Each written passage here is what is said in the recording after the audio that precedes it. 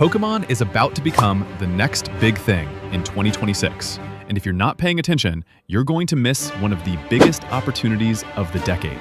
In this video, I'm going to show you exactly why Pokémon is poised to explode, and more importantly, how you can position yourself to profit from it. Let's dive in. Here's what most people don't realize. We're watching the perfect storm form for Pokémon, and it all started back in 2020. The COVID boom. When COVID hit and the world went into lockdown, people were stuck at home with nothing to do. And that's when Pokémon started popping up everywhere. People rediscovered video games. They started collecting again. Nostalgia kicked in hard, and the Pokémon market absolutely exploded.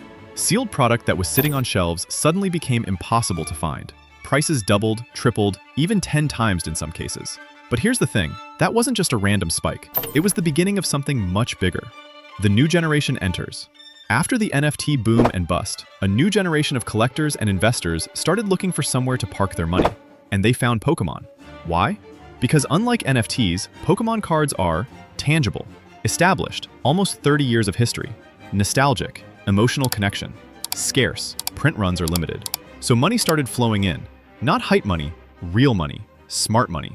And that brings us to 2025, the $5 million card.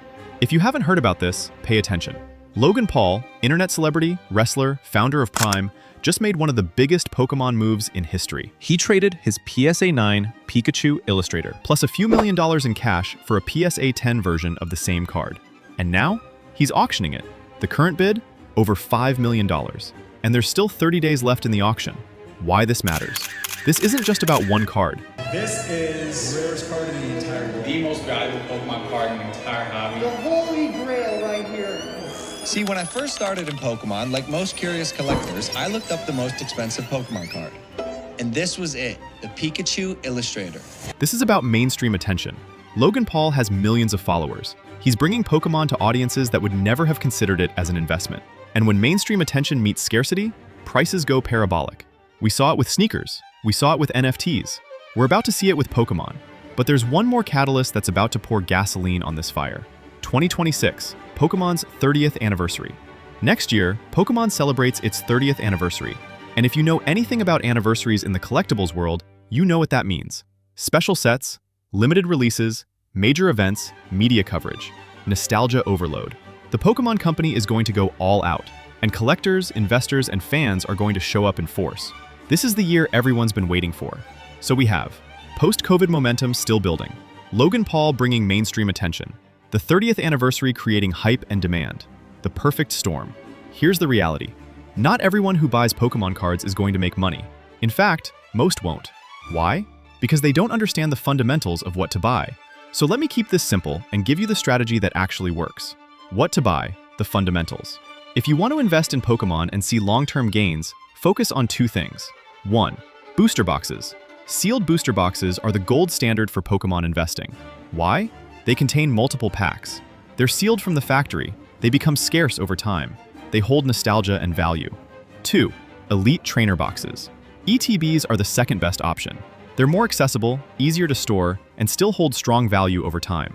The key: pick sets with high-value chase cards. Not all sets are created equal. You want sets that have high-value chase cards, cards worth $100 plus, popular Pokemon, Charizard, Pikachu, Mewtwo, etc., strong artwork and design, limited print runs, if possible. When you buy sealed product from sets that check these boxes, you're almost guaranteed to see gains in the long term. Examples: sets like Evolving Skies, Rayquaza Umbreon Chase cards, Brilliant Stars, Charizard Alt Art, Crown Zenith, Galarian Gallery cards, any set with Charizard or Pikachu Chase cards. These are the sets that hold value. These are the sets that appreciate, hold long term. This isn't a flip strategy. You're not buying to sell in 6 months. You're buying to hold for 3 to 5 years minimum, ideally longer. As print runs end and supply dries up, your sealed product becomes more valuable. That's the game. Important disclaimer. Now let me be crystal clear. This is not financial advice. I'm not a financial advisor. I'm sharing what I've learned from the history of the Pokemon market and my own experience. You need to do your own research. Understand the risks. Only invest what you can afford to lose. But if you're looking for an alternative asset class with strong fundamentals, nostalgia, and a proven track record, Pokémon is worth paying attention to in 2026. Pokémon is about to have its biggest year in decades. The momentum is building. The catalysts are lining up. The mainstream attention is coming. The question is, are you going to watch from the sidelines, or are you going to position yourself now? If you found this helpful, drop a like and subscribe.